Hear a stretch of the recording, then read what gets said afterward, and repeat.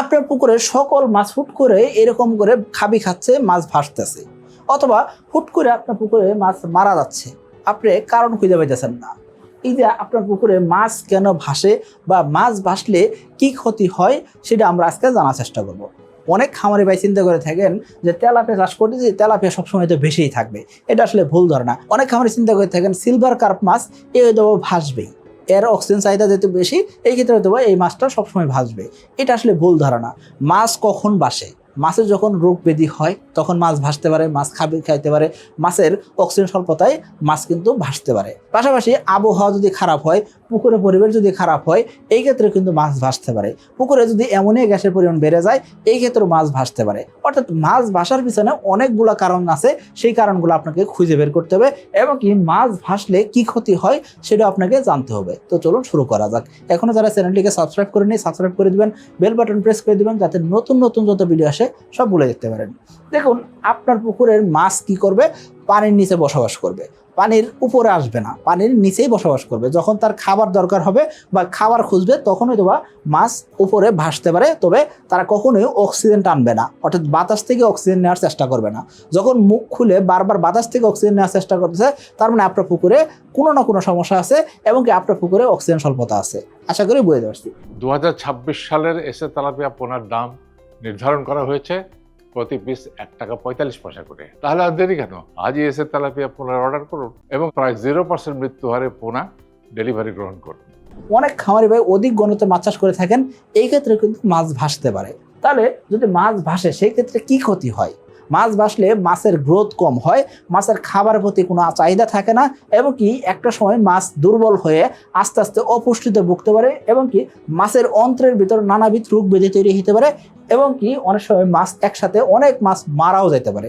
এই জন্য মাছ চাষে মাছ ভাসলে একজন খামারি কিন্তু বিপজ্জনক অবস্থায় আছেন, সেটা মাথায় রাখতে হবে। এখন আপনার পুকুরে মাছ ভাসার পিছনে কারণ কি?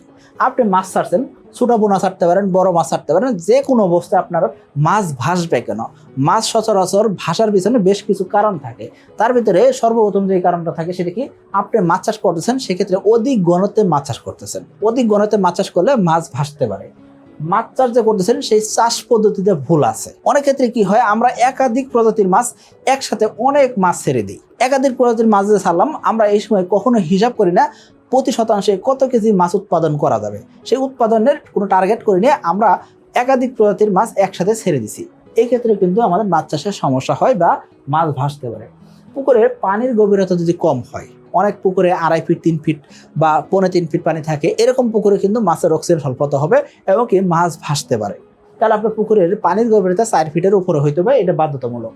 আপনি যে খাবার ব্যবহার করতেছেন, অনেক ক্ষেত্রে আমরা লিকুইড খাবার, লুজ খাবারটা ব্যবহার করি, অতিরিক্ত পরিমাণ জুস খাবার ব্যবহার করি। এতে করে কি হয়, পুকুরে পানি অতিরিক্ত মোটা হয়ে যায় এবং কি অধিকাংশ খাবার মাছ খাইতে পারে না, সেই খাবারগুলো পুকুরে তলদেশে পচে এবং কি সেখান থেকে গ্যাস তৈরি হয়। সো আমরা যখন খাদ্য ব্যবহার করতেছি সেই ক্ষেত্রে সঠিক পরিমাণে খাবার দিতে হবে, ভাসমান খাবার দেওয়ার ব্যবস্থা করতে হবে। আমরা যখন মাছ চাষ করি সেই ক্ষেত্রে অনেক ক্ষেত্রে পরিচর্যার অভাব দেখাই, পরিচর্যা ঠিক মতন করি না। অনেকে জানি না প্রতি মাসে মাছ চাষের ক্ষেত্রে চুন প্রয়োগ করতে হয়, প্রোবায়োটিক প্রয়োগ করতে হয়, জিওলাইট দিতে হয়, বা পুকুরে গ্যাস নির্মূল করার জন্য আপনাকে হয়তো বা বিভিন্ন ধরনের গ্যাসের মেডিসিন দিতে হতে পারে এবং কি মাছের ঘনত্ব বেশি হয়ে গেলে মাছের সংখ্যা কমাইতে হতে পারে।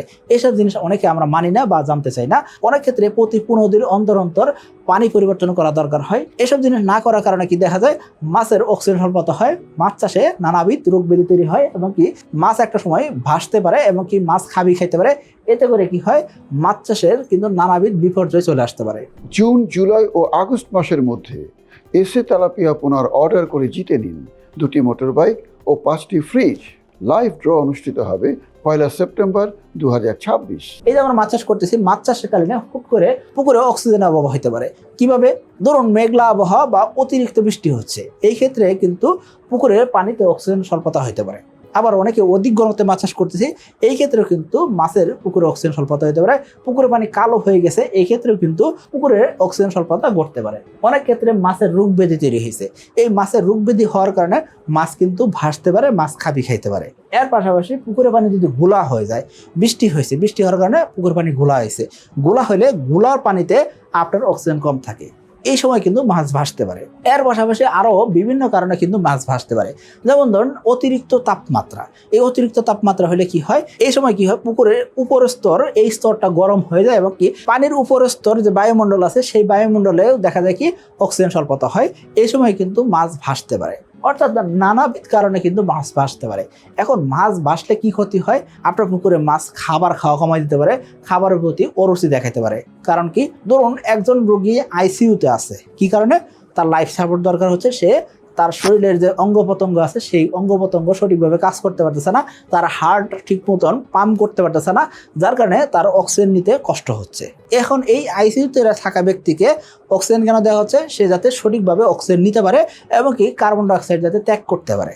এই মুহূর্তে ওই রোগীকে আপনি যদি বলেন যে তোমার জন্য সবচেয়ে ভালো একদম তোমার যেই খাবার পছন্দ সেই খাবারটা তৈরি করে নিয়ে আসছি, এই ব্যক্তি খাইতে চাইবে? ওনার তো জীবনই বাঁচে না। এই ক্ষেত্রে উনি কখনোই চাইবে না যে তার এই খাবারটা পছন্দ হয়েছে বা এই খাবারটা সে খাইতে চাইবে। সো আপনার মাছ যখন ভাসতেছে তখন এই মাছের খাবারের মতো কোনো চাহিদা থাকবে না। মাছ চাইবে কি, তাকে সঠিক অক্সিজেনটা দেন। এই ক্ষেত্রে আপনি এয়ারটা চালাতে পারেন, আপনি পুকুরে পানি পুকুরে দিতে পারেন, পুকুরে পানির গভীরতা বাড়াইতে পারেন, দুপুরবেলা আপনি ডিপের পানি পুকুরে দিতে পারেন। এর পাশাপাশি পুকুর তলদেশ থেকে গ্যাস বের করে দেওয়ার জন্য হররা টানতে পারেন এবং কি বিভিন্ন ধরনের গ্যাসের মেডিসিন প্রয়োগ করে আপনি পুকুর থেকে কি করতে পারেন, গ্যাস বের করতে পারেন এবং কি পানির গভীরতা বাড়াই দিতে পারেন। পুকুর পানি যদি অধিক পরিমাণ সবুজ হয় সেক্ষেত্রে পানি পরিবর্তন করতে পারেন। যদি পুকুর পানি কালো হয়ে যায় সেক্ষেত্রে পানি পরিবর্তন করে চুন দিয়ে লবণ দিয়ে প্রোবায়োটিক ব্যবহার করতে পারেন। আবার অনেকের পুকুর পানি যদি ঘোলা হয়ে যায় সেক্ষেত্রে আপনি কি করতে পারেন, পুকুরে আপনি চুন প্রয়োগ করে প্রোবায়োটিক প্রয়োগ করতে পারেন। এতে করে কিন্তু পুকুর পানি সবুজ হয়ে যায়। আশা করি আপনাকে বুঝতে পারছি। সকলে ভালো থাকবেন, সুস্থ থাকবেন। আসসালামু আলাইকুম।